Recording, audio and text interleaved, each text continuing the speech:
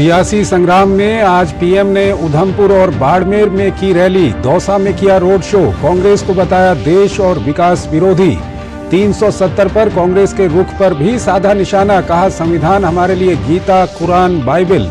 बाबा साहेब अंबेडकर खुद आ जाएं तो भी संविधान खत्म नहीं कर सकते।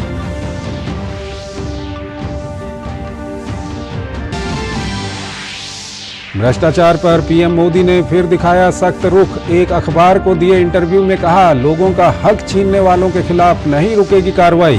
बीजेपी शासित राज्यों में भी भ्रष्टाचार के खिलाफ उठाए जा रहे हैं कदम। आंकड़ों के जरिए बताया, ईडी के पास भ्रष्टाचार के कुल मामलों में केवल 3% ही राजनीतिक लोगों के। बीजेपी नेताओं की रैलियां और धुआंधार प्रचार जारी। अमित शाह ने यूपी में किया प्रचार, कहा यूपी में इस बार 80 की 80 सीटें मोदी के खाते में। राजनाथ सिंह, जेपी नड्डा ने रैलियों में साधा विपक्ष पर निशाना। तमाम राज्यों के मुख्यमंत्रियों ने भी झोंकी प्रचार में पूरी ताकत।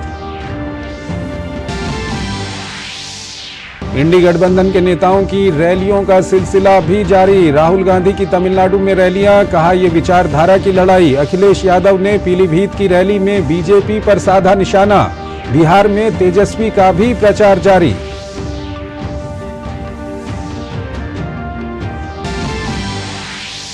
के कविता को अदालत से राहत नहीं, दिल्ली की अदालत ने 3 दिन की सीबीआई हिरासत में भेजा। कोर्ट में सीबीआई ने कहा कि के कविता शराब घोटाले के मुख्य साजिशकर्ताओं में से एक। आम आदमी पार्टी को 100 करोड़ की रिश्वत दिलाने में के कविता की अहम भूमिका। शराब घोटाले में अरविंद केजरीवाल की गिरफ्तारी के बाद बीजेपी और आप में घमासान जारी। आम आदमी पार्टी ने केंद्र पर लगाया दिल्ली में राष्ट्रपति शासन की साजिश रचने का आरोप।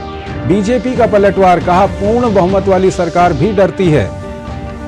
आम आदमी पार्टी के सांसदों के केजरीवाल के समर्थन में न उतरने पर उठाया सवाल।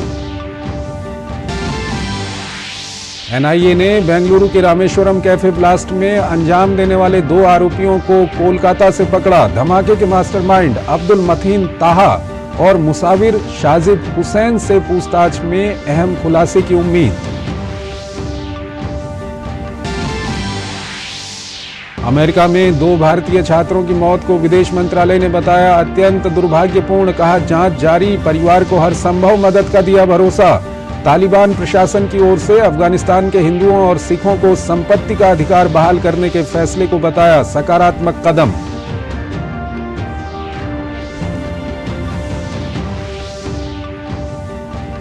नमस्कार, डीडी न्यूज में आपका स्वागत है। मैं हूं चंद्रशेखर जोशी और आइए अब खबरों को विस्तार से देखते हैं।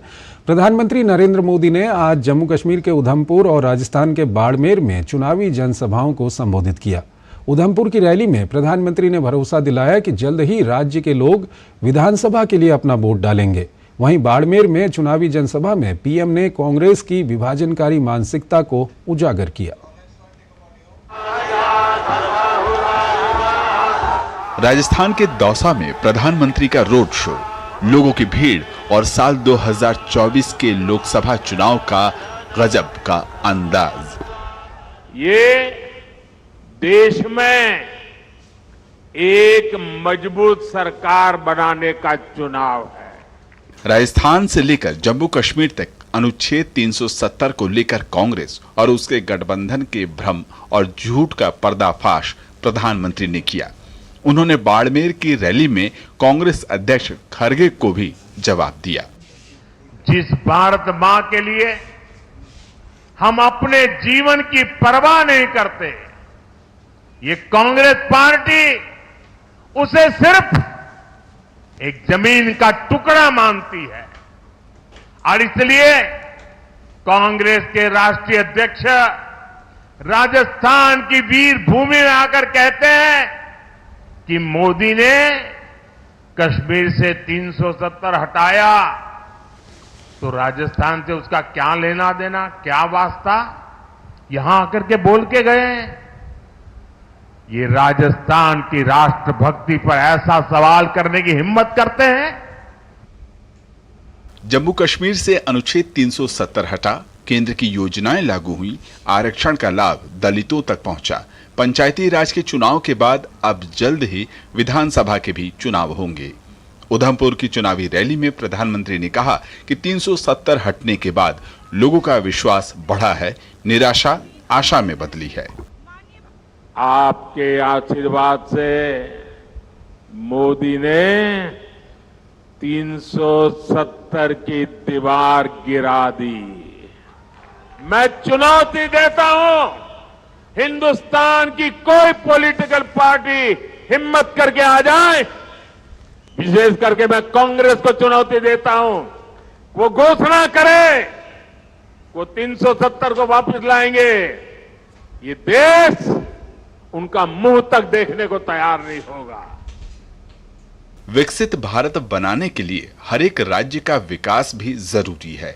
प्रधानमंत्री ने आज एक बार फिर कांग्रेस और INDIA गठबंधन को देश की आस्था और विरासत से खिलवाड़ करने वाला बताया।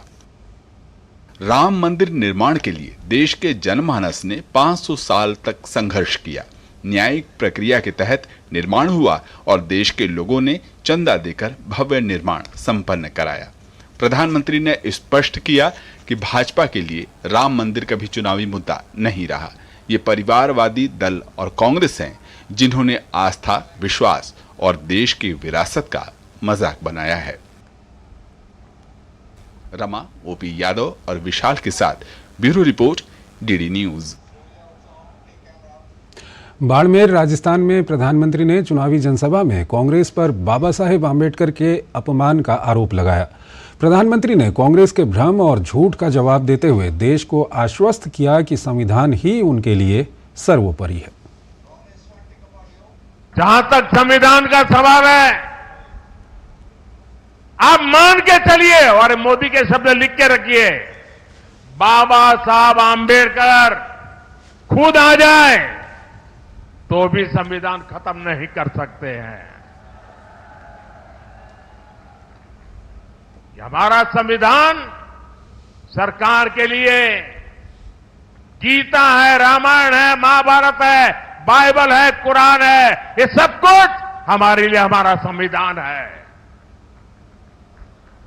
साथियों, भारत के खिलाफ ये इंडिया अलायंस वाले कितनी नफरत से भरे हुए हैं, ये इनके मैनिफेस्टो में भी नजर आता है। इंडी गठबंधन विकास और विरासत का विरोधी है। जम्मू कश्मीर के उधमपुर में प्रधानमंत्री ने चुनावी रैली के दौरान कहा कि देश के विपक्षी दल तुष्टीकरण की राजनीति से आगे मुगलिया सोच के साथ काम कर रहे हैं। उन्होंने कहा कि देश के कानून में किसी को भी खाने पीने की आजादी है और मोदी भी किसी को नहीं रोकता, लेकिन कुछ लोग जानबूझकर नवरात्र और सावन के दिनों में वीडियो साझा करते हैं और राजनीति करते हैं। नवरात्र के दिनों में अपना नॉनवेज खाना, अब किस मनसा से वीडियो दिखा दिखा करके लोगों की भावनाओं को चोट पहुंचा करके किसको खुश करने का खेल कर रहे हो। मैं जानता हूं, मैं जब आज ये बोल रहा हूं, उसके बाद ये लोग पूरा गोला बारूद लेकर गालियों की बौछार मुझ पर चलाएंगे, मेरे पीछे पड़ जाएंगे। लेकिन जब बात बर्दाश्त से बाहर हो जाती है तो लोकतंत्र में मेरा दायित्व बनता है, मैं देश को सही चीजों का सही पहलू बताऊं और वो मेरा कर्तव्य पूरा कर रहा हूं। ये लोग ऐसा जानबूझकर इसलिए करते हैं ताकि इस देश की मान्यताओं पर हमला हो। ये इसलिए होता है ताकि एक बड़ा वर्ग इनके वीडियो कर देखकर चिढ़ता रहे, असहज होता रहे। समस्या इस अंदाज से है, तुष्टीकरण से आगे बढ़कर ये इनकी मुगलिया सोच है। लेकिन ये लोग नहीं जानते, जनता जब जवाब देती है तो बड़े बड़े शाही खानदार के युवराजों को बेदखल होना पड़ता है। भ्रष्टाचार पर पीएम मोदी ने एक बार फिर सख्त रुख दिखाया है। एक अखबार को दिए इंटरव्यू में पीएम ने कहा कि लोगों का हक छीनने वालों के खिलाफ कार्रवाई नहीं रुकेगी। पीएम ने आंकड़ों के जरिए बताया कि ईडी के पास भ्रष्टाचार के कुल मामलों में केवल 3% ही राजनीतिक लोगों के हैं। अब जब लोकसभा चुनाव के पहले चरण के मतदान में महज हफ्ता भर बचा है, प्रधानमंत्री मोदी ने एक हिंदी अखबार को दिए इंटरव्यू में तमाम मुद्दों पर खुलकर बात रखी है। प्रधानमंत्री नरेंद्र मोदी का स्पष्ट मत है कि भ्रष्टाचार निवारण के साथ जन कल्याण के कार्यों से किसी तरह का कोई समझौता नहीं किया जा सकता। भ्रष्टाचार के मसले पर अपनी सरकार का कड़ा रुख रखते हुए प्रधानमंत्री ने कहा कि वो देश के लोगों को भरोसा देना चाहते हैं कि लोगों का हक छीनने वालों के खिलाफ कार्रवाई नहीं रुकेगी। जिन राज्यों में भाजपा की सरकार है, वहां भी भ्रष्टाचार के खिलाफ कदम उठाए जा रहे हैं। अब ये जो नैरेटिव आपके सुनने में आया है कि सिर्फ राजनीतिक भ्रष्टाचार के खिलाफ कार्रवाई हो रही है, ये वो लोग चला रहे हैं जिन पर जांच की तलवार लटकी है। मैं आपको एक और तथ्य बताता हूँ जिसकी ज्यादा चर्चा नहीं होती। ईडी के पास भ्रष्टाचार के जितने मामले हैं, उनमें से केवल 3% ही राजनीति से जुड़े व्यक्तियों के हैं। बाकी 97% मामले अधिकारियों और अन्य अपराधियों से संबंधित हैं। इनके विरुद्ध भी कार्रवाई हो रही है। जिन लोगों को भ्रष्ट व्यवस्था में फायदा दिखता है, वो लोगों के सामने गलत तस्वीर पेश कर रहे हैं। ईडी ने कई भ्रष्ट अफसरों को भी गिरफ्तार किया है। भ्रष्ट नौकरशाहों, आतंकी फंडिंग से जुड़े अपराधियों, मादक पदार्थों के तस्करों की भी हजारों करोड़ की संपत्ति जब्त की गई है। प्रधानमंत्री जी ने संकल्प लिया है कि इस देश से भ्रष्टाचार को खत्म करना है, और दूसरी तरफ एक विचारधारा है, खासकर इंडी अलायंस के जो घटक दल हैं, जिनको घमंडिया भी कहा जाता है, वो सारे के सारे भ्रष्टाचार के गोंद से जुड़ गए हैं। लेकिन जनता ये कह रही है, जिसने भ्रष्टाचारियों की राजनीतिक कब्र है खोदी, उस ईमानदार प्रधानमंत्री का नाम है श्री नरेंद्र मोदी। इस बार अभी तक चुनाव में मतदाताओं में ज्यादा उत्साह नहीं दिखने पर प्रधानमंत्री मोदी ने कहा कि विपक्ष अपनी पक्की हार से उत्साहहीन है। प्रधानमंत्री ने कहा, विपक्ष भी ये मानकर चल रहा है कि एनडीए की ही सरकार आएगी। ऐसे में विपक्ष से बहुत से नेता प्रचार में जाने से बच रहे हैं। कई लोगों ने अभी से ईवीएम का बहाना भी अपनी पोटली से निकाल लिया है। आपको लहर देखनी है तो जमीन पर लोगों के बीच जाना होगा। वहां आपको पता चलेगा कि भाजपा सरकार की तीसरी पारी को लेकर लोगों में कितना उत्साह है। प्रधानमंत्री मोदी ने कहा कि देश आज दुनिया की 5वीं सबसे बड़ी और तेज गति से बढ़ने वाली अर्थव्यवस्था है। आज दुनिया का तीसरा सबसे बड़ा स्टार्टअप इकोसिस्टम भारत में है। भारत के अंतरिक्ष अभियान, मेक इन इंडिया अभियान और अभूतपूर्व ढंग से बुनियादी ढांचे के विस्तार की चर्चा पूरी दुनिया में हो रही है। सरकार की बड़ी उपलब्धियों की चर्चा करते हुए प्रधानमंत्री ने कहा कि 500 वर्षों के इंतजार के बाद भगवान श्री राम अयोध्या में अपने भव्य मंदिर में विराजमान हुए हैं। कश्मीर अनुच्छेद 370 की बेड़ियों से आजाद होकर देश की विकास गाथा का हिस्सा बन गया है। और सबसे बड़ी बात, पहली बार देश के लोगों को भाजपा मॉडल और कांग्रेस मॉडल की तुलना करने का स्पष्ट मौका मिला है। 5 से 6 दशक तक कांग्रेस ने भी पूर्ण बहुमत वाली सरकार चलाई थी। भाजपा की पूर्ण बहुमत वाली सरकार को अभी सिर्फ 1 दशक हुआ है। जब उनकी पूर्ण बहुमत की सरकार थी तो वो अपने परिवार को मजबूत करने में लगे रहे। आज जब हमारी पूर्ण बहुमत की सरकार है तो हमारी प्राथमिकता देश को मजबूत करना है। प्रधानमंत्री ने कहा कि सरकार का 10 वर्षों का रिपोर्ट कार्ड इस बात का प्रमाण है कि भाजपा की गारंटी पूरी होती है। अब वो 2047 में विकसित भारत का विजन लेकर लोगों के बीच जा रहे हैं। प्रधानमंत्री ने कहा कि पिछले 10 वर्षों में जो हुआ है वो सिर्फ ट्रेलर है, हमें देश को बहुत आगे ले जाना है। Bureau report, DD news. वहीं विपक्षी गठबंधन भी पूरे जोर शोर से प्रचार में जुटा हुआ है। राहुल गांधी ने तमिलनाडु के लिए चुनाव प्रचार कर जहां कांग्रेस के लिए वोट मांगे, वहीं समाजवादी पार्टी ने उत्तर प्रदेश में उम्मीदवारों की नई लिस्ट जारी कर 2 नए नामों का ऐलान किया। तेजस्वी यादव और उमर अब्दुल्ला भी अपने अपने क्षेत्रों में जनता के बीच सक्रिय रहे। ये रिपोर्ट देखिए।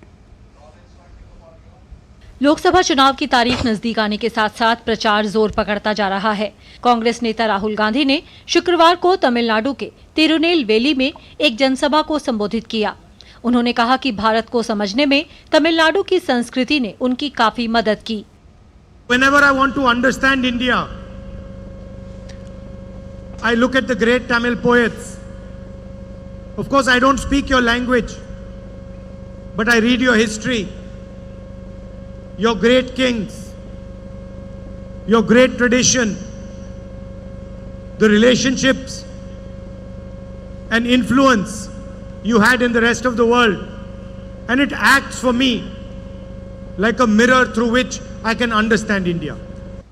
इस बीच समाजवादी पार्टी ने उत्तर प्रदेश में उम्मीदवारों की नई लिस्ट जारी कर 2 नए नामों का ऐलान किया।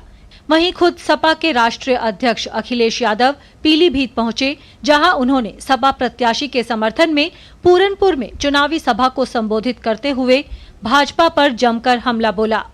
यहाँ की जनता ने इस बार मन बना लिया है और समाजवादी पार्टी को ऐतिहासिक वोटों से जिता करके भेजना चाहती है।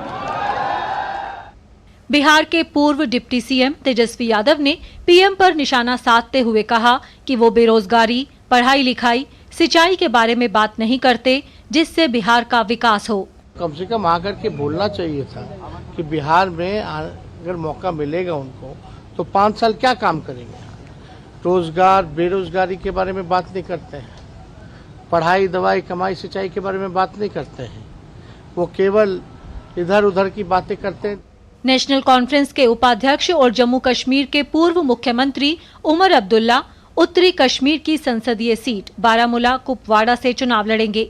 बीजेपी का सबसे ज्यादा जोर जो है वो नॉर्थ कश्मीर पे है और मैं चाहता हूं कि नॉर्थ कश्मीर में ही इन ताकतों को जो है शिकस्त दी जाए और इसलिए तंजीम ने ये सही समझा कि मुझे नॉर्थ कश्मीर से इलेक्शन लड़ने पे जो है हुक्म दिया गया।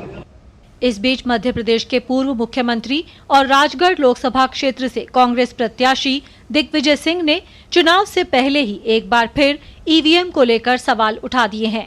वहीं तिरुवनंतपुरम में बीजेपी के अभियान पर मौजूदा कांग्रेस सांसद शशि थरूर ने बीजेपी की प्रशंसा की है।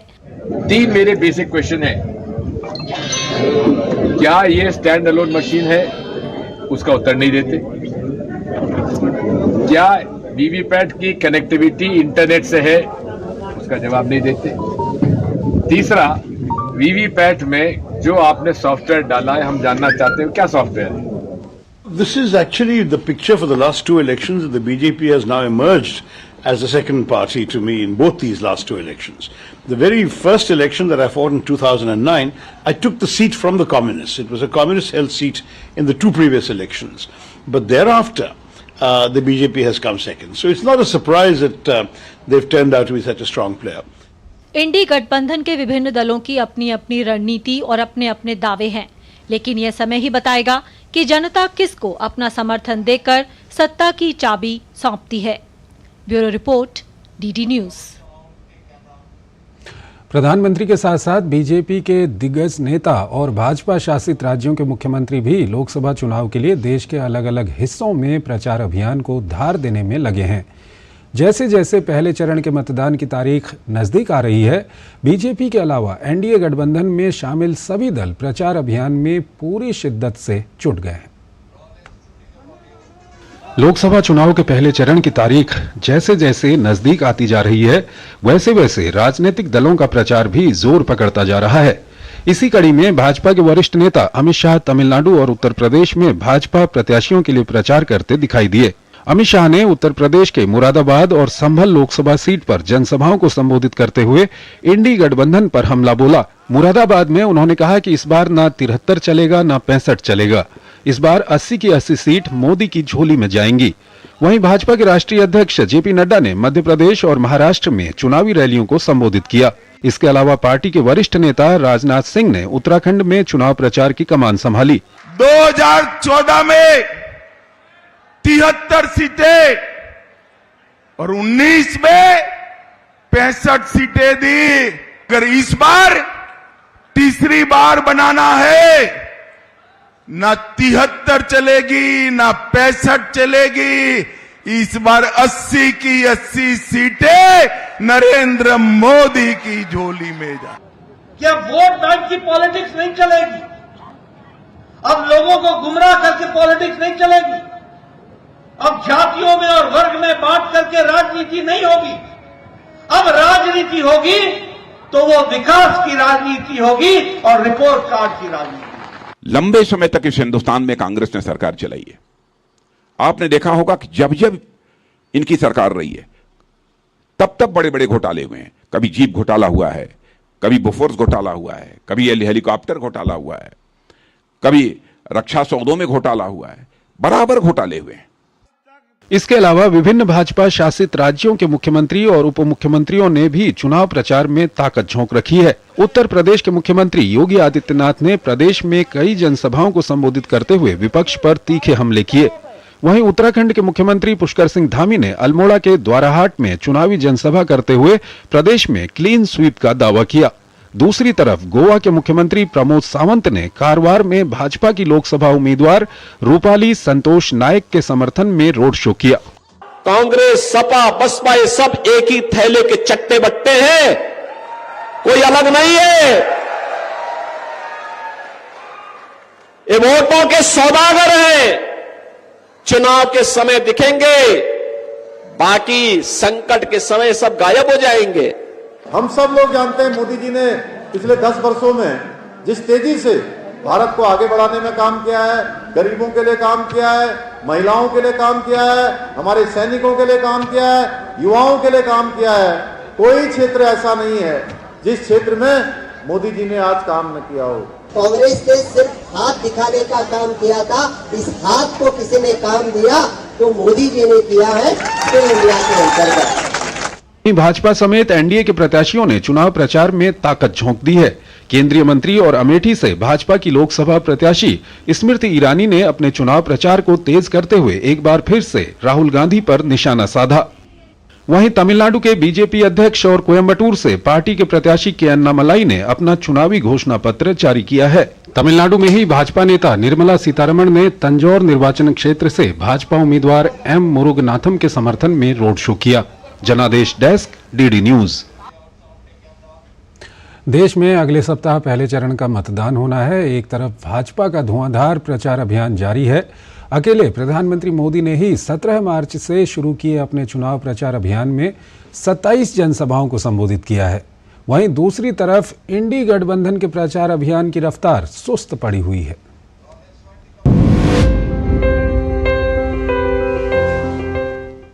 उन्नीस अप्रैल को होने वाले लोकसभा चुनाव के पहले फेज की वोटिंग में अब हफ्ते भर का ही समय बचा है। पहले चरण के चुनाव में 21 राज्यों की 102 लोकसभा सीटों पर वोट डाले जाएंगे। ऐसे में सभी प्रत्याशी अपने चुनाव प्रचार को अंतिम रूप देने में लगे हुए हैं। प्रधानमंत्री नरेंद्र मोदी और बीजेपी के तमाम नेताओं का तूफानी चुनाव प्रचार जारी है। पीएम मोदी तमिलनाडु से लेकर उत्तर प्रदेश तक, राजस्थान से लेकर बिहार या फिर पश्चिम बंगाल, सभी जगह धुआंधार रैलियां और रोड शो कर रहे हैं। वहीं इंडी गठबंधन की स्थिति बीजेपी के चुनावी प्रचार के उलट है। सियासी दलों का चुनाव प्रचार जारी है, लेकिन विपक्षी दल जिस एकजुटता की बात कर रहे थे वह कम से कम जमीन पर तो दिखाई नहीं दे रही है। कांग्रेस ने अभी तक ठीक तरह से अपने चुनाव प्रचार की शुरुआत भी नहीं की है। भाजपा और एनडीए गठबंधन आक्रामक और धुआंधार चुनाव प्रचार में लगी हैं। अकेले प्रधानमंत्री मोदी ने ही 17 मार्च से शुरू किए अपने चुनाव प्रचार अभियान में 27 जनसभाओं को संबोधित किया है। कश्मीर से लेकर कन्याकुमारी और कूच बिहार से लेकर रामटेक महाराष्ट्र तक प्रधानमंत्री आक्रामक स्वर में पार्टी और गठबंधन नेताओं के प्रचार को धार दे रहे हैं। जनसभाओं के अतिरिक्त प्रधानमंत्री नरेंद्र मोदी रोड शो को अपने जनसंपर्क के माध्यम के तौर पर प्रयोग कर रहे हैं। भाजपा के 400 पार के नारे को जमीन पर उतारने के लिए स्टार प्रचारकों की पूरी फौज सक्रिय है। राजनाथ सिंह, अमित शाह, पार्टी अध्यक्ष जेपी नड्डा, स्मृति ईरानी, निर्मला सीतारमण, एस जयशंकर जैसे दिग्गज नेता भी अपने जनसंपर्क और जनसभाओं के माध्यम से पार्टी की चुनावी रणनीति को धार दे रहे हैं। पार्टी के 3 दर्जन से अधिक स्टार प्रचारक औसतन 2 से 3 जनसभाएं प्रतिदिन कर रहे हैं। कैंपेन ग्राउंड में हम देखें तो भाजपा का प्रेजेंस बिल्कुल ज्यादा है। दूसरों पार्टी के उम्मीदवारों से ज्यादा भाजपा कैंडिडेट का तस्वीरें हम ज्यादा देखते हैं। और ऑडियो विजुअल कैंपेन जब देखें तो हम इनके बारे में ज्यादा सुनते हैं। मोदी जी के अलावा जैसे मैंने बोला दूसरे नेताओं या कैंडिडेट का भी पिक्चर्स, फोटोज, बहुत इमेजेस बहुत हमारे सामने आते हैं। दूसरी तरफ बिखराव के शिकार इंडी गठबंधन की अगुवाई कर रही कांग्रेस के चुनाव प्रचार में रफ्तार सुस्त नजर आ रही है। सोनिया गांधी सक्रिय प्रचार से दूर हैं। पार्टी अध्यक्ष मल्लिकार्जुन खड़गे के व्यक्तित्व में राष्ट्रव्यापी अपील का अभाव साफ दिखता है। रही सही कसर राहुल गांधी अपने राजनीतिक शैली में निरंतरता के अभाव से पूरी कर देते हैं। सत्ताधारी दल के मुकाबले राहुल गांधी अब तक महज 7 जनसभाएं ही कर पाए हैं। प्रियंका गांधी भी इक्के दुक्के मौके पर ही नजर आ रही हैं। जनता के जो मुद्दे हैं उन मुद्दों को किस प्रकार से उन्हें फेस करना है, उसके लिए ये लोग बहाने ढूंढ रहे हैं।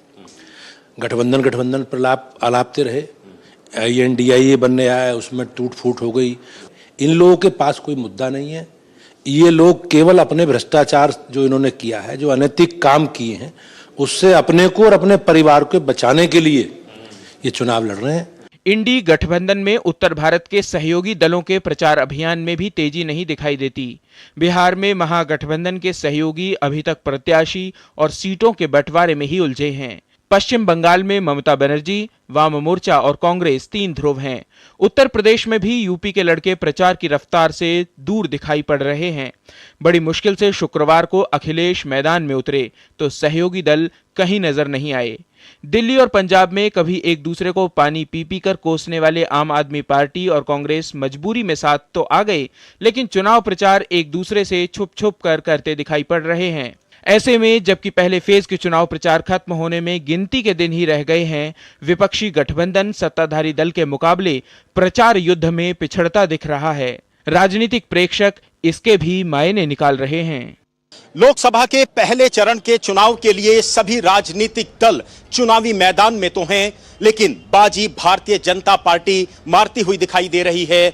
ऐसे में सबसे बड़ा सवाल उठ रहा है कि आखिर विपक्षी दलों इंडी गठबंधन के अखिलेश यादव, कांग्रेस के राहुल गांधी और बसपा की मायावती अभी तक जनता के बीच में क्यों नहीं आई हैं। ऐसे में यह सवाल लगातार मतदाताओं के बीच में उठ रहा है कि आखिर चुनाव प्रचार से विपक्षी दल क्यों बच रहे हैं। अपने कैमरामैन सौरभ शुक्ला के साथ अनुज यादव, DD न्यूज, मुरादाबाद।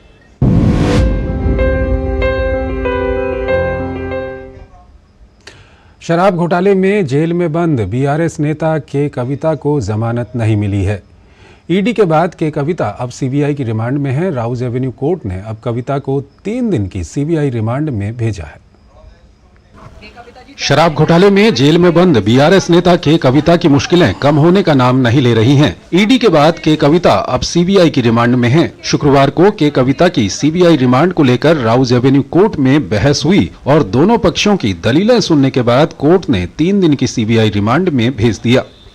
आज सुश्री के कविता को जुडिशियल कस्टडी से पेश किया गया कोर्ट में और कल CBI ने उनको अरेस्ट किया था एंड CBI ने 5 दिनों की कस्टडी मांगी थी, CBI कस्टडी, जो कोर्ट ने 3 दिनों की परमिशन दी है और मंडे को कहा है, मंडे 10 बजे उनको फिर से कोर्ट में प्रोड्यूस किया जाए। CBI ने कोर्ट को बताया कि बुच्ची बाबू के व्हाट्सएप चैट और जमीन के सौदों से जुड़े दस्तावेजों को लेकर कविता से पूछताछ की गई है। कविता की रिमांड के लिए दायर एप्लीकेशन में CBI ने साफ कहा कि आम आदमी पार्टी को 100 करोड़ की रिश्वत दिलाने में के कविता की अहम भूमिका है। CBI ने कहा कि के कविता मुख्य साजिशकर्ताओं में से एक हैं। CBI ने कोर्ट से कहा कि जांच से ये पता चला है कि के कविता के इस भरोसे पर कि वो दिल्ली सरकार में संपर्क में हैं और वो नई आबकारी नीति में दिल्ली में शराब के कारोबार में उनकी मदद करेंगी। शरद चंद्र रेड्डी दिल्ली में शराब कारोबार में उतरे। के कविता ने शरद चंद्र रेड्डी से कहा कि शराब कारोबार में शामिल होने के बदले आम आदमी पार्टी को थोक व्यापार के लिए 25 करोड़ रुपए और प्रत्येक खुदरा क्षेत्र के लिए 5 करोड़ रुपए का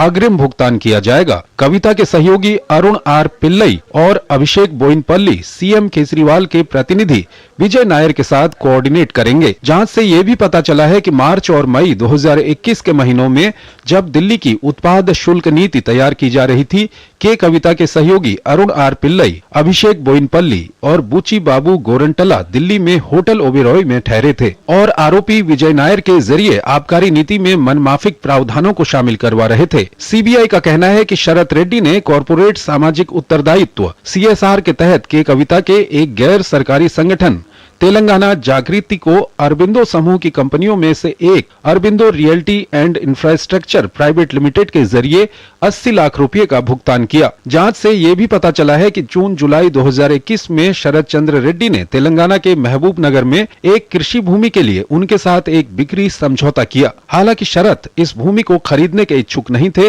और उन्हें इसकी कीमत के बारे में भी जानकारी नहीं थी, लेकिन के कविता ने इस सौदे के लिए शरद रेड्डी को मजबूर किया। कविता ने शरद रेड्डी पर जमीन के बदले 14 करोड़ रुपए का भुगतान करने के लिए दबाव डाला। जुलाई 2021 में अरबिंदो समूह की कंपनियों में से एक ने जमीन के लिए 14 करोड़ रुपए का कुल भुगतान किया था। ये भी पता चला है कि नवंबर-दिसंबर 2021 में के कविता ने शरद चंद्र रेड्डी से कहा कि उन्हें आवंटित 5 खुदरा क्षेत्रों के लिए प्रति क्षेत्र 5 करोड़ रुपए की दर से 25 करोड़ रुपए का भुगतान करना होगा, जैसा कि पहले तय किया गया था, क्योंकि उन्होंने दावा किया कि उन्होंने खुद आम आदमी को अपनी ओर से अग्रिम धन के रूप में 100 करोड़ रुपए का भुगतान किया। सीबीआई का कहना है पूछताछ के दौरान के कविता ने विजय नायर के जरिए आम आदमी पार्टी को पैसे देने से जुड़े सवालों का संतोषजनक जवाब नहीं दिया है। उन्होंने सही तथ्यों का भी खुलासा नहीं किया और ज्यादातर सवालों के गोलमोल जवाब दिए। इसके बाद के कविता के वकीलों ने अपनी दलीलें रखी। के कविता के वकील ने कहा कि कविता के खिलाफ जिन सबूतों का हवाला सीबीआई दे रही है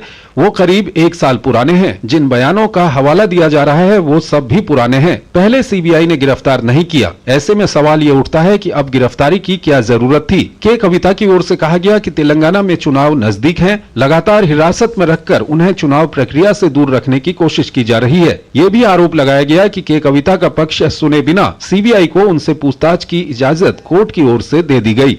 bureau report, DD news. Delhi में अरविंद केजरीवाल की गिरफ्तारी के बाद बीजेपी और आप के बीच आरोप प्रत्यारोप जारी हैं, लेकिन एक सवाल जो लोगों के ज़हन में कौंध रहा है वो है इस संघर्ष में तमाम आप नेताओं का नदारद होना। माना जा रहा है कि केजरीवाल की गिरफ्तारी के बाद पार्टी नेता असमंजस में हैं। गिरफ्तारी के विरोध में 10 सांसदों वाली पार्टी के बमुश्किल 2-3 सांसदों ने अपनी सक्रियता दिखाई है। ऐसे में सवाल उठ रहा है कि सड़क की राजनीति के लिए मशहूर आपके नेता आखिर क्यों काट रहे हैं कन्नी। दिल्ली में शराब घोटाले में मुख्यमंत्री अरविंद केजरीवाल के जेल जाने के बाद भाजपा और आम आदमी पार्टी के बीच घमासान जारी है। दिल्ली सरकार के शिक्षा मंत्री और आम आदमी पार्टी नेता आतिशी ने भाजपा पर निशाना साधते हुए कहा है कि दिल्ली की चुनी हुई केजरीवाल सरकार को अस्थिर करने की कोशिश की जा रही है और भाजपा दिल्ली में राष्ट्रपति शासन लागू करना चाहती है, तो राजनीतिक प्रेक्षक इसे पार्टी में उत्तराधिकार को संघर्ष के रूप में भी देख रहे हैं और भारतीय जनता पार्टी भी इस मामले पर लगता है ऐसा ही सोचती है। हमें विश्वसनीय सूत्रों से पता चला है कि आने वाले कुछ दिनों में केंद्र सरकार, भारतीय जनता पार्टी शासित केंद्र सरकार दिल्ली में राष्ट्रपति शासन लगाने वाली है। मुझे एक बात समझ में नहीं आती कि एक पार्टी जिसके 60 से ज्यादा विधायक हैं, जिनका पूर्ण बहुमत है, उन्हें इस बात का डर क्यों सता रहा है। आतिशी मार लेना हर बार काल्पनिक और झूठी कहानियां गढ़ने में माहिर हैं, ये उनके स्वभाव में है, या तो उनको डर सता रहा है। आरोप प्रत्यारोप के बीच आम आदमी पार्टी के खुद के लोग अब साथ छोड़ते नजर आ रहे हैं। दिल्ली के मुख्यमंत्री और पार्टी सुप्रीमो अरविंद केजरीवाल की गिरफ्तारी के बाद से ही पार्टी के कई नेताओं की सक्रियता नहीं दिखाई दी। ऐसे में सवाल उठ रहा है कि अरविंद केजरीवाल जेल जाने के बाद से अकेले पड़ गए हैं। मैं इतना ही कहूंगा कि न्यायालय उनको राहत नहीं देती है और गलती इसमें पापी आपके नेताओं की नहीं है। ऐसा प्रतीत होता है अरविंद केजरीवाल के स्वयं के चाल चलन से और वक्तव्य से कि उनका एक ही उद्देश्य है कि जो बचे कुचे पापी आपके नेता हैं उनको भी जेल की सलाखों के पीछे भेज दे, जिससे कि उनकी धर्म पत्नी मुख्यमंत्री की कुर्सी पे विराजमान हो पाए। इस वक्त आम आदमी पार्टी के पंजाब और दिल्ली से राज्यसभा में 10 सांसद हैं।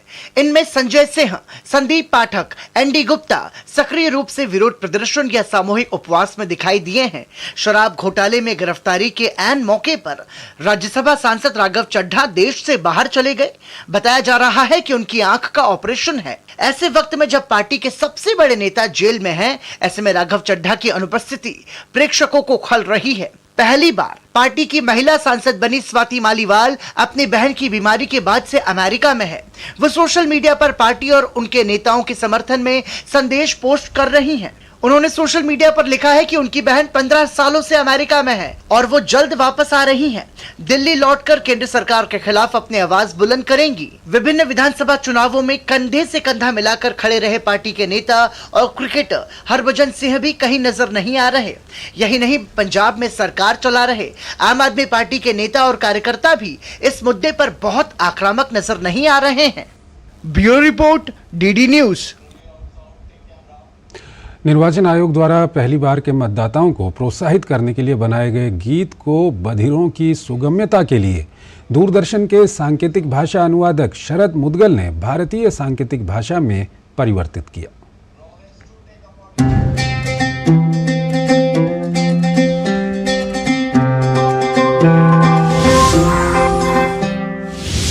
की हूँ, कोई बच्ची नहीं हूँ पर कच्ची नहीं।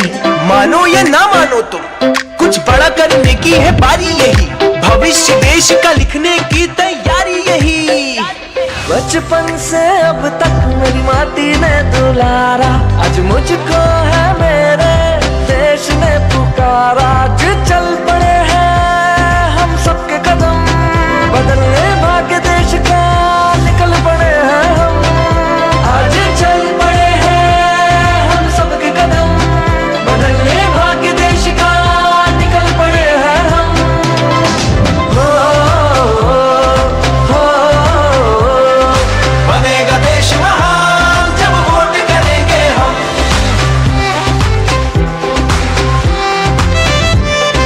ये जीवन ये तन मन सब कुछ है तुम्हारा, आज मुझको है मेरे देश ने पुकारा। जो सोचे और ठाने तो करके दिखा दे, ऐसे है मेरे देश के फौलादी इरादे। आज चल पड़े हैं हम सबके कदम, बदलने भाग्य देश का निकल पड़े हैं हम।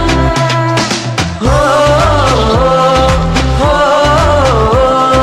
बनेगा देश महान जब वोट करेंगे हम।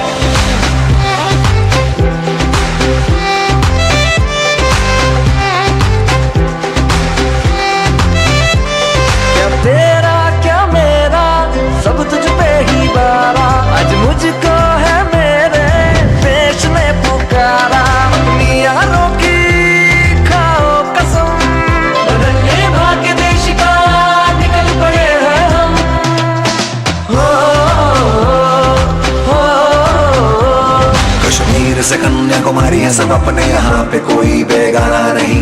हम तो यहाँ पे सब देश के दीवाने, तो हमसे कोई टकराना नहीं। आवाज यही, अधिकार यही, आजादी का पुरस्कार यही, लोकतंत्र का पहले संस्कार यही, संस्कार यही।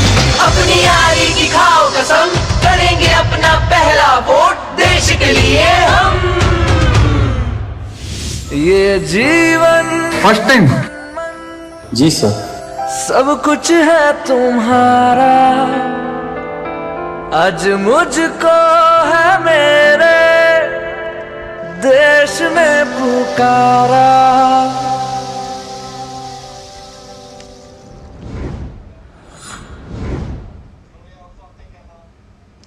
भारत सरकार ने ईरान और इजराइल को लेकर ट्रैवल एडवाइजरी जारी की है। विदेश मंत्रालय ने कहा है कि क्षेत्र में मौजूदा स्थिति को देखते हुए सभी भारतीयों को सलाह दी जाती है कि वो अगली सूचना तक ईरान या इजराइल की यात्रा ना करें। इसके साथ साथ जो लोग इजराइल या ईरान में रह रहे हैं उनसे अनुरोध है कि वो वहां भारतीय दूतावासों से संपर्क करें और अपना रजिस्ट्रेशन कराएं। अपनी सुरक्षा को लेकर अत्यधिक सावधानी बरतें और कोशिश करें अपनी गतिविधियों को सीमित रखें।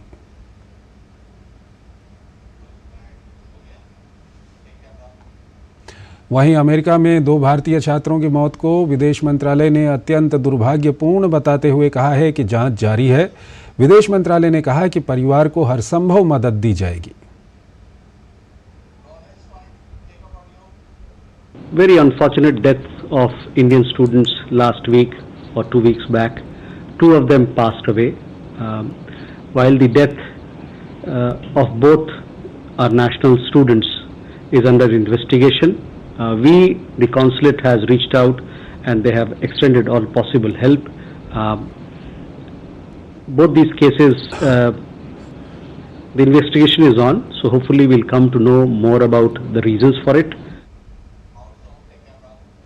विदेश मंत्रालय के प्रवक्ता रणधीर जायसवाल ने कहा कि यदि तालिबान प्रशासन ने अफगानिस्तान के हिंदुओं और सिखों को संपत्ति के अधिकार बहाल करने का फैसला किया है तो ये एक सकारात्मक पहल है।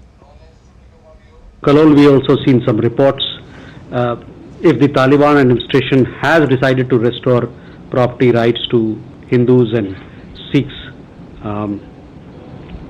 from Afghanistan, who are their nationals, of course, it is something which is a positive development. That is how we look at it.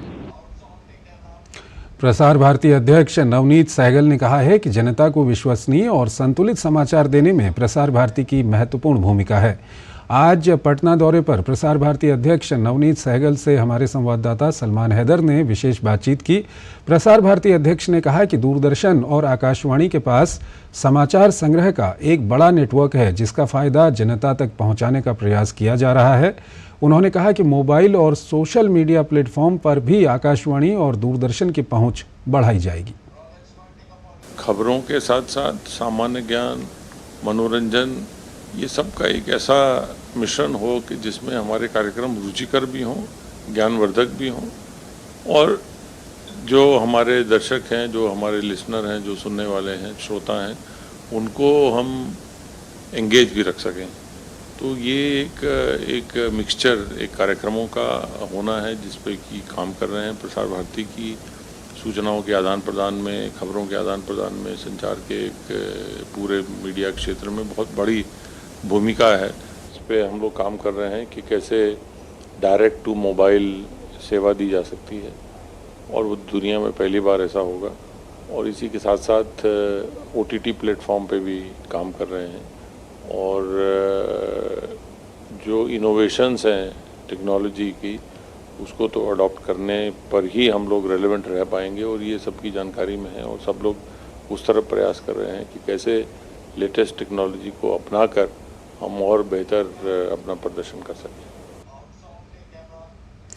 Kashi Vishwanath मंदिर में चैत्र नवरात्रि के अवसर पर श्रद्धालुओं की भारी भीड़ को देखते हुए स्थानीय पुलिस प्रशासन ने पुलिसकर्मियों को सिविल ड्रेस में ड्यूटी करने की अनुमति दी है। सपा प्रमुख अखिलेश यादव ने प्रशासन के इस निर्णय पर सवाल उठा दिया। इस बाबत भाजपा MLC और भाजपा वाराणसी प्रभारी अरुण पाठक से DD न्यूज संवाददाता हरिकेश बहादुर ने बात की। काशी क्षेत्र के भाजपा के प्रभारी, जिला के भी और महानगर के भी, अरुण पाठक जी। काशी की बात करें तो काशी विश्वनाथ का जिक्र होगा, धाम का। काशी विश्वनाथ धाम में जो काशी विश्वनाथ ट्रस्ट ने अभी व्यवस्था दी है, आपने भी देखी होगी, उस व्यवस्था को देखते हुए आप क्या कहना चाहेंगे जो काशी विश्वनाथ ट्रस्ट ने दी है व्यवस्था श्रद्धालुओं के लिए, दर्शनार्थियों के लिए? मैं काशी विश्वनाथ ट्रस्ट के जो लोग हैं, CEO वगैरह, उनको बधाई देना चाहूँगा। मैं खुद भी वहाँ पर गया हूँ बाबा के दर्शन करने के लिए, नाथों के नाथ विश्वनाथ जी के। और मैंने देखा कि वहाँ पर गर्मी से, लोगों को ऊपर की गर्मी से बचाने के लिए जर्मन हैंगर की व्यवस्था की गई, लोग छाए में रहें। नीचे तपती धूप से उनको पैरों में कोई कष्ट ना हो, मैट की व्यवस्था की गई है। और मैं बधाई इसलिए भी देना चाहूँगा, खासतौर से अभी 31 तारीख को लगभग 7 लाख श्रद्धालुओं ने बाबा के दर्शन किए, लेकिन एक भी किसी प्रकार की व्यवस्था की शिकायत, किसी श्रद्धालु की शिकायत नहीं मिली। अभी एक नई व्यवस्था की है पुलिस प्रशासन ने, काशी विश्वनाथ ट्रस्ट ने, कि जो पुलिसकर्मी वहां सुरक्षा में लगे होते हैं उनको पुजारियों के वेश में या हम जैसे जो ड्रेस पहनते हैं, कपड़े पहनते हैं, उस तरह के उसमें उनको पुलिस प्रशासन ने किया है। और इस पर प्रश्नवाचक चिन्ह लगाया है पूर्व मुख्यमंत्री अखिलेश यादव ने, जो विपक्ष के नेता भी हैं यहाँ के। तो इस पर आपका क्या राय है? बहुत से मौके होते हैं जहाँ पर पुलिस सिविल ड्रेस में रहती है और पुलिस फ्रेंडली होने के लिए भी सिविल ड्रेस में रहती है। श्रद्धालु आए उनसे अपनी पूरी बात को कह पाएँ, इसलिए भी सिविल ड्रेस में रहती है। और अखिलेश जी का क्या कहना, कहीं भी कोई मंदिर आता है तो उनको पता नहीं क्यों मिर्ची किस बात पर लग जाती है। मुझे लगता है कि उनको सनातन धर्म, मंदिर, इन सब शब्द उनको अच्छे नहीं लगते, उनको कुछ दूसरे शब्द अच्छे लगते हैं। इतना ही कह सकता हूँ कि नाथों विश्वनाथ सभी भक्तों को सद्बुद्धि देते हैं। पाठक जी ने बहुत बड़ी बात कर दी कि बाबा विश्वनाथ उन्हें भी सद्बुद्धि दें, जिससे वो देख सकें मंदिरों को अच्छे तरीके से, भक्तों को अच्छे तरीके से और सोच सकें, समझ सकें। कैमरा पर्सन मनीष सिंह के साथ doctor Harikesh Bahadur Singh Gautam, DD news. Bharat के कुछ दिग्गज तीरंदाज आज नए संसद भवन को देखने पहुंचे। प्रतिष्ठित प्रतियोगिताओं में पदक जीतकर देश का गौरव बढ़ाने वाले इन तीरंदाजों के लिए ये यात्रा बेहद खास रही। विभिन्न अंतर्राष्ट्रीय प्रतियोगिताओं में देश का नाम रोशन कर चुके भारतीय तीरंदाजों ने शुक्रवार को नए संसद भवन का दौरा किया। आमतौर पर अभ्यास और प्रतियोगिताओं में व्यस्त रहने वाले इन तीरंदाजों के लिए यह अनुभव बेहद खास रहा। उन्होंने कहा कि इस दौरे से उन्हें संसद की कार्यप्रणाली को जानने का मौका मिला। वहीं नए संसद भवन की भव्यता और शिल्प कला ने सबको काफी प्रभावित किया। बड़ा नया एक्सपीरियंस था, क्योंकि एज एन एथलीट हम सिर्फ एक चीज़ के पीछे फोकस्ड रहते हैं, तो कभी सोचा नहीं था ऐसे कि ऐसी जगह पे आके इतना कुछ जानने का मौका मिलेगा। तो बहुत अच्छा था, टीवी पे देखा था, बहुत सुंदर है अंदर से। सभी को पता है कि हम बचपन से ही किताबों में सब यही पढ़ते आए हैं कि कैसे क्या कार्रवाई होती है और क्या काम होता है। तो आज अगर हमें जैसे रियल में देखना मिला है तो बहुत अच्छा लगा कि कैसे इसका पूरा चलता है, यहाँ से वर्क चलता है। सबसे खास तो मुझे आर्किटेक्चर ही लगा, बहुत सुंदर है, बहुत भव्य है और बस ऐसा लग रहा था कि यहाँ से जाए ही ना, यहीं पे बैठे रहे। काफ़ी मेमोरेबल एक्सपीरियंस रहेगा मेरे लिए, क्योंकि मैं एक छोटे से शहर से, छोटे से गांव से आता हूँ और मैंने अभी तक कभी सोचा नहीं था कि मुझे यहाँ ऐसी जगह आने को मिलेगा जो हमारे पूरे भारत देश के सारे बड़े डिसीजंस होते हैं। खास करके एज एन एथलीट मैं देश के लिए खेलता हूँ पूरा टाइम और मेरे देश को रिप्रेजेंट करता हूँ। तो ऐसे सारी जो इंडिया में जो इम्पोर्टेंट चीज़ है वो देख के मुझे और ज़्यादा प्राउड होता है। इंडिया इतना सुंदर है, इंडिया में इतना सुंदर बिल्डिंग्स है। फॉरेन में हम लोग देखते जाते जब तो अच्छा बिल्डिंग्स देखते, लेकिन इंडिया में देख के जो लगता है नहीं, फॉरेन इनका आगे कुछ भी नहीं है। बहुत ही सुंदर लगा। और हमारा जो प्लेयर्स है सब इंटरनेशनल मेडलिस्ट है, कोई वर्ल्ड चैंपियनशिप गोल्ड मेडलिस्ट, कोई Asian games gold medallist. Bharat के नए संसद भवन में आधुनिकता के साथ साथ भारत की पुरातन परंपरा और संस्कृति की झलक देखने को मिलती है। अपने प्रदर्शन से देश का गौरव बढ़ाने वाले इन खिलाड़ियों के लिए यह यात्रा वाकई यादगार रही। शैलेंद्र मिश्र के साथ स्पोर्ट्स डेस्क, डीडी न्यूज़।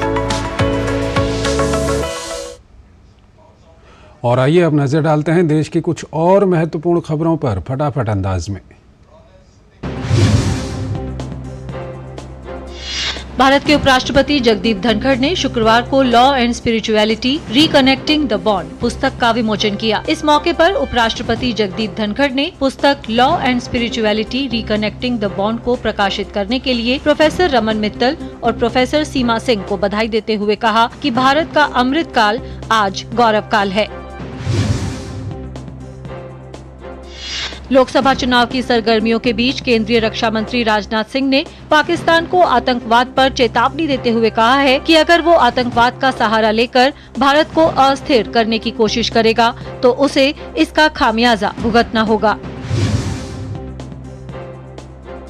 राष्ट्रीय जांच एजेंसी ने रामेश्वरम कैफे विस्फोट मामले में 2 फरार आरोपियों को कोलकाता के पास से गिरफ्तार कर लिया। 1 मार्च को बेंगलुरु कैफे में हुए विस्फोट में 9 लोग घायल हो गए थे। एनआईए के एक प्रवक्ता ने कहा कि रामेश्वरम कैफे विस्फोट मामले में भगोड़े, अदबुल मथीन ताहा और मुसाविर हुसैन शाजेब को कोलकाता के पास एनआईए की टीम ने कर लिया। एनआईए द्वारा रामेश्वरम कैफे विस्फोट मामले में 2 प्रमुख संदिग्धों को गिरफ्तार किए जाने पर पश्चिम बंगाल के राज्यपाल सीवी आनंद बोस ने कहा कि भारत एक महान देश है और बंगाल उसका एक महत्वपूर्ण हिस्सा है। यदि कोई अपराधी भारत में कहीं भी छिपने की कोशिश करता है तो उसे गिरफ्तार कर लिया जाएगा। आबकारी नीति मामले में सीबीआई की ओर से दर्ज केस में मनीष सिसोदिया की न्यायिक हिरासत 24 अप्रैल तक बढ़ा दी गई है। मनीष सिसोदिया की आज वीडियो कॉन्फ्रेंसिंग के जरिए अदालत के सामने पेशी हुई थी। इस मामले में अब 24 अप्रैल को आरोप तय किए जाएंगे। भोपाल में कांग्रेस को आज एक बड़ा झटका लगा। भाजपा नेता और मध्य प्रदेश के पूर्व मुख्यमंत्री शिवराज सिंह चौहान की उपस्थिति में कांग्रेस नेता अमित सक्सेना भाजपा में शामिल हुए। अमित सक्सेना के साथ पार्टी के कई अन्य नेता भाजपा में शामिल हुए। सर्वाइकल कैंसर की जांच के लिए 3 जांच किट तैयार की गई हैं, जिसका देश के 3 संस्थानों में स्टडी हो रहा है। एम्स नई दिल्ली में सर्वाइकल कैंसर की जांच किट की स्टडी शुरू हो गई है। कुल 1200 सैंपल पर टेस्ट किया जाएगा। ये किट न केवल सस्ती है, बल्कि सर्वाइकल कैंसर का पता महज 2 घंटे के भीतर लगा लेती है। झारखंड के सरायकेला खरसावां जिले में राजकीय चैत्र पर्व छऊ महोत्सव का रंगारंग आगाज हुआ। इस दौरान कलाकारों ने नृत्य और गीत के जरिए वन्य जीवों के संरक्षण का संदेश दिया और सामाजिक मुद्दों की ओर भी ध्यान आकृष्ट किया। सरायकेला के राजकीय छऊ कला केंद्र में चैत्र पर्व छऊ महोत्सव का कोल्हान प्रमंडल के आयुक्त हरि कुमार केशरी और डीआईजी मनोज रतन चौथे ने शुभारंभ किया। इस दौरान कलाकारों ने शिकारी नृत्य के जरिए वन्य जीवों के संरक्षण का संदेश दिया।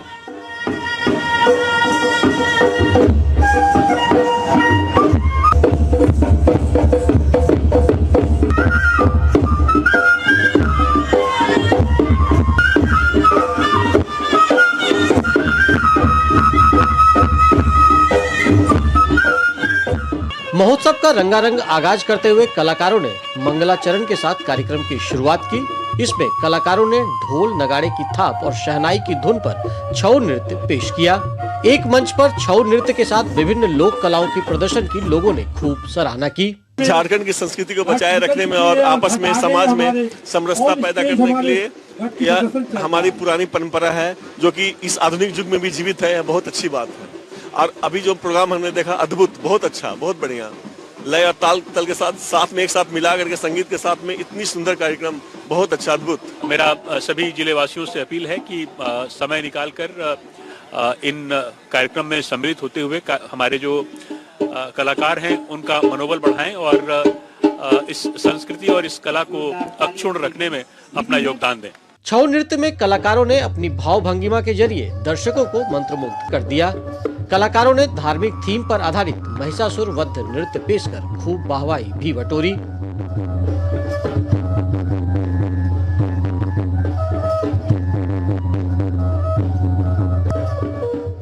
चैत्र पर्व छऊ महोत्सव का आयोजन कला संस्कृति एवं खेलकूद विभाग और राजकीय नृत्य कला केंद्र सरायकेला के संयुक्त तत्वावधान में किया गया। महोत्सव को देखने वालों की काफी भीड़ जुटी। सरायकेला खरसावां से अनूप मिश्रा के साथ मैं दिवाकर कुमार।